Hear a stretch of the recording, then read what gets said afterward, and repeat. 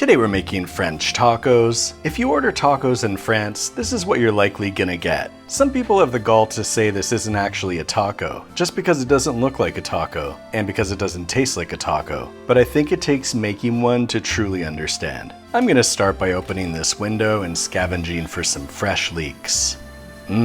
Perfectly ripe. Now I'm gonna ride my bike while looking for some fresh valley scallions, which are usually in season around now. Yes, jackpot. I'm gonna chop up this leek with my saber. I'm gonna do half sliced, half diced, and get those sliced ones into my griddle on medium heat. I'm gonna cook those until they're nice and brown and starting to get crispy, then set them aside. Now I'm gonna start to cook the diced ones. Then I'm gonna chop up these scallions pretty small, and once the diced leeks are cooked pretty good, I'll add them in together and cook until they're softened. And once those scallions are softened, we'll add a pound of steak tartare to the pan. We'll cook that for a bit, then add some magical flavor crystals and some pepper, and we'll wang jangle that until the tartare is cooked to perfection. You can also add some other powders if you want to make it look better. Now we're going to make some baked potatoes. Just cover your pan in potato strips. The toaster's on 425 and we're going to saute those for around 20 minutes or so. To be clear, these are packaged pre-baked potatoes, not freshly baked potatoes. We'll take these out and rassle them up, then throw them back in to make twice baked potatoes. While those are baking, we're going to make a bechamel sauce, which we'll do by adding some cream to our skillet. Get that warmed up until it's starting to steam. Now we'll add in some Gruyere cheese and wang jangle it until it starts to get thick. Feel free to add some margarine, and if you like, you can add a bit of flour for a burst of flavor. Now we're going to take some of these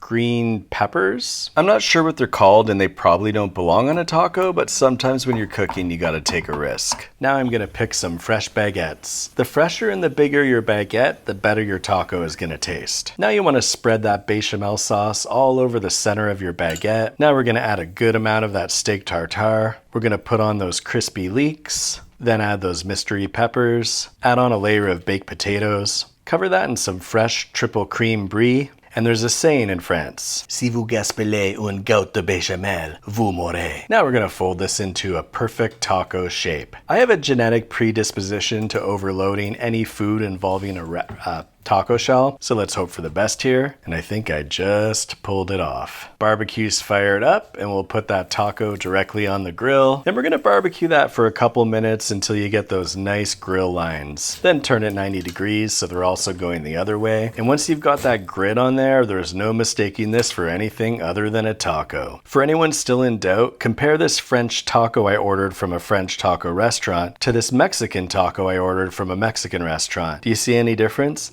How do you know it's not just one French taco with a mirror reflecting it?